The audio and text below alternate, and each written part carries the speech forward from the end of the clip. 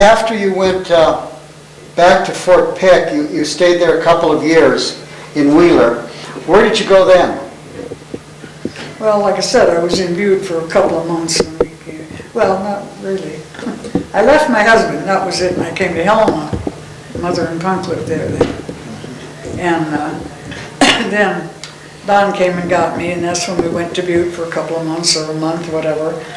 And we just kind of bummed around. We went to Sun Valley and Idaho Falls, and I don't know where all. Came back, and I guess we had a parting of the ways. I'm trying to remember where I did go after that. I stayed here in Butte. You know, when you went to Fort Peck and back and forth, how did you travel? Train. And like when you went to Sun Valley, Idaho? Oh, we drove then. Oh. Were there any buses in your day? Oh, sure. At the Rocky Mountain, no, the Intermountain. It was where the terminal market is now. It used to be a drugstore and lunch counter in the front, and the bus depot was in the back.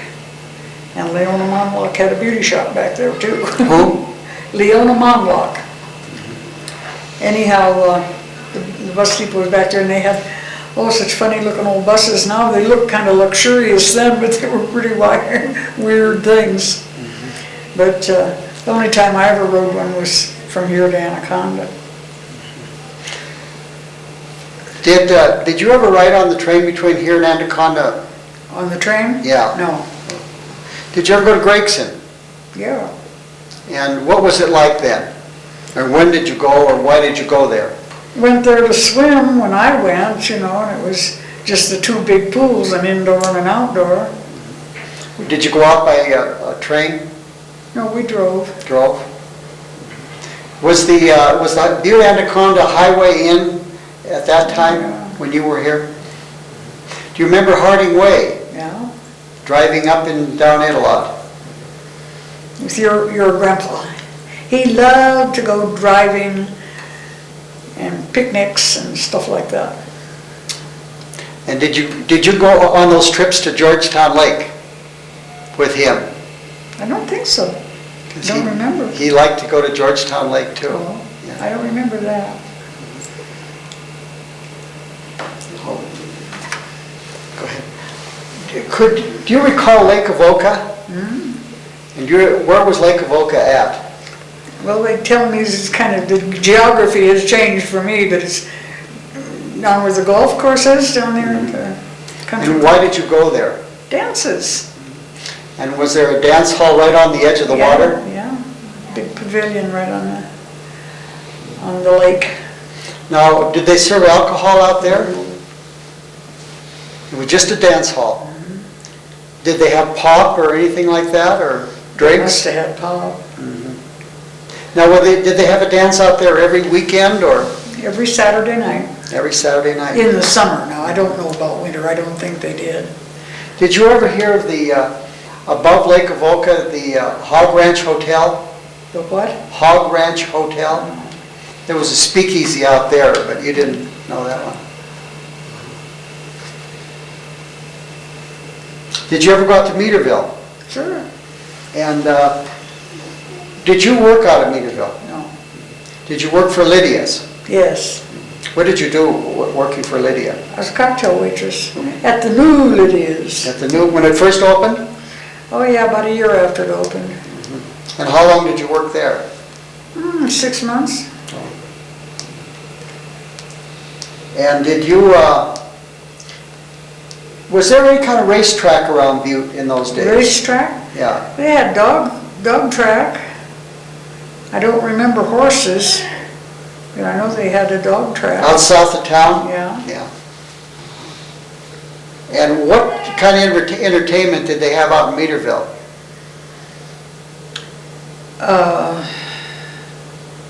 Other than orchestras, I don't know if they brought in any nightclub acts of that type or not. Where did you like to go? In Meaderville? Yeah. But, going there, usually people went to eat, and to go there for entertainment or anything, the food was all good. I liked it all. And Where did you go for entertainment? well, I guess we went to dances. It was a big thing for us. Now, you've lived in Butte for the last 10 years? This last 10, yeah. Yeah. From 1989 to 1999. Did you live in Butte at any other period of time besides the early years we talked about and in between? Came and went. I'd be here a little while, and then I'd go somewhere else, and then I'd come back. But, so it was in the 60s, and I don't even know, for about 3 or 4 years, 3 years maybe, that I was state inspector for the beauty salons. And I called Butte headquarters at that time. But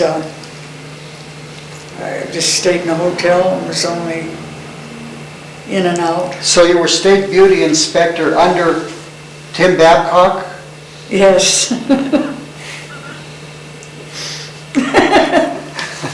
Well, tell us what you're laughing about. I thought maybe I'd already told you and you were pinning me down here.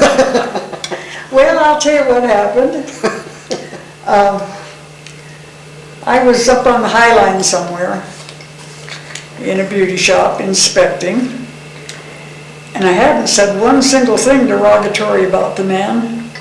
I just said that this gossip was going around, and I didn't believe it, because I said a man in his position isn't going to be where people are talking about him, you know, and telling about his infidelities and what You're have talking you. about Tim Babcock, Yeah. the governor.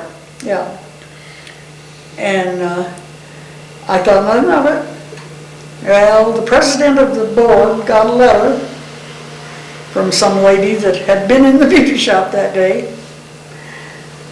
And, or she wrote to somebody else, and this person, who was that? It was one of his henchmen. Anyhow, wrote and said that I was spreading my poison all over the state. I didn't know I had such power. Well, did they fire you? Well, I quit. But things were getting kind of messed up with the board at that time. Anyhow. Was it just gossip you were talking? It was gossip, but I was, well, I repeated it in a way, but I also said, I don't believe it. You know, I didn't believe anybody until now we have Clinton or what have you, in that position, you know, would follow up. Mm-hmm. But. Did you know Babcock personally? No. Did you know any governors? Any governors? No, not really. Punk knew heirs. Punk was your stepdad? Yeah. And he worked for Ayers, didn't he? Yeah, he was state labor coordinator. And his name was Punk Schofield? Yeah. Did you also serve in World War II? Yes. And when did you go into the service? 1943.